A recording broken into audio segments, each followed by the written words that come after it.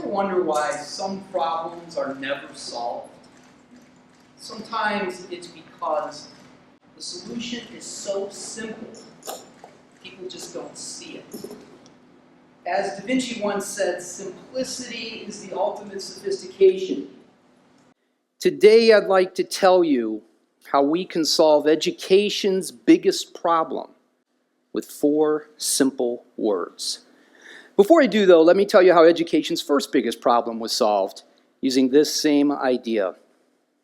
For centuries, teachers had no way to create a visual representation of learning for a large group, like this one.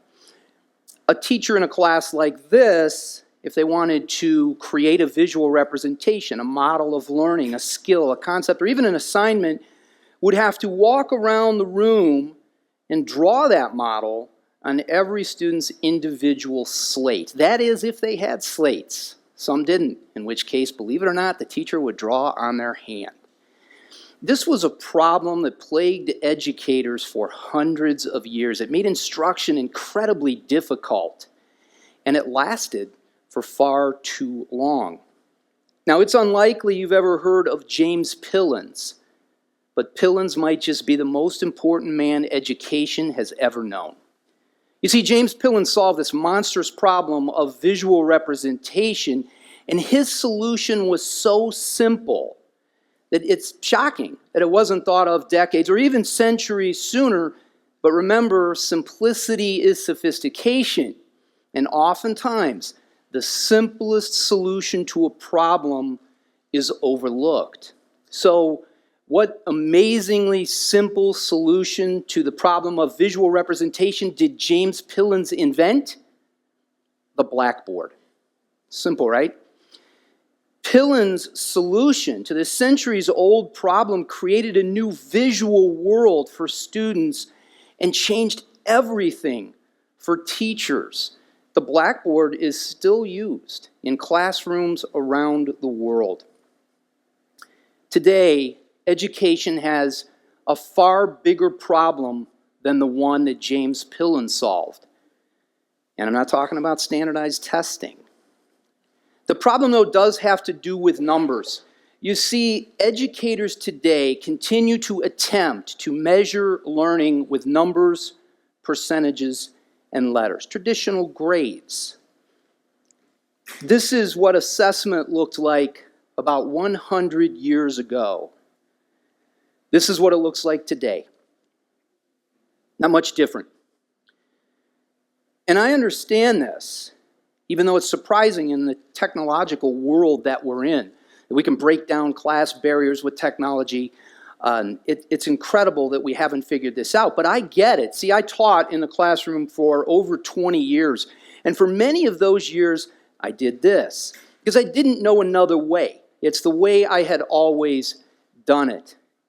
But I think it's sad. After a long time of assessing the old way, I knew I needed something different. I was ready to give up on education, in fact. Fortunately, my wife talked me out of it. Spouses often give us balance. I appreciate that. She told me to think things through, and I did. And I spent a summer reflecting and researching, and I said, what I need to do is connect with my students. I need to give them a voice because this old school attempt at measuring steals that voice away from them. And I came up with something that I like to think is sophisticated, but it's really, really simple. SE2R, an abbreviation that represents 4 simple words. 4 words that create an amazing, beautiful conversation about learning. Words that give our students a voice, that give them an opportunity to revisit prior learning and to resubmit activities to continue this beautiful conversation.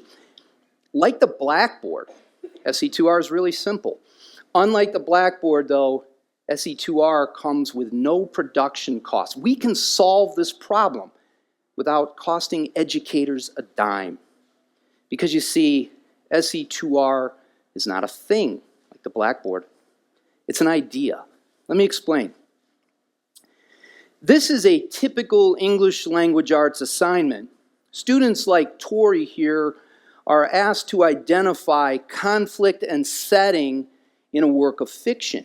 Now, in the traditional grades world, we attempt to measure the assignment before we even attempt to measure the learning. It really can't be done. We ask, what's it worth? And then we put a number on it.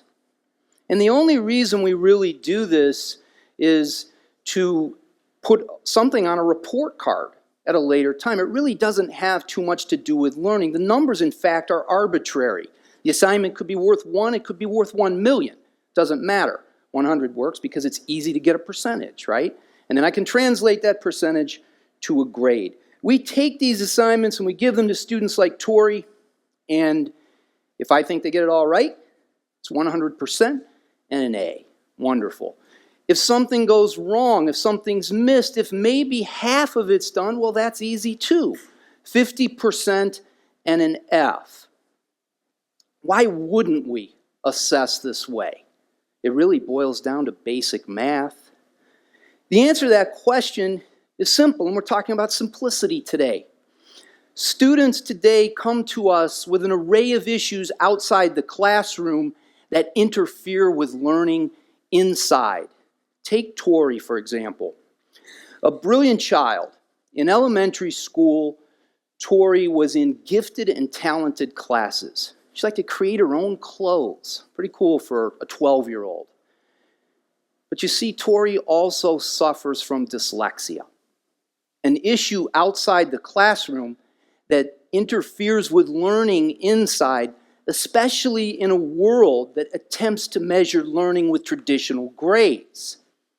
Tori's dyslexia, coupled with this archaic attempt at measuring learning, contributed to her failing the 4th grade writing test in the state of Texas. She was devastated because she likes to write.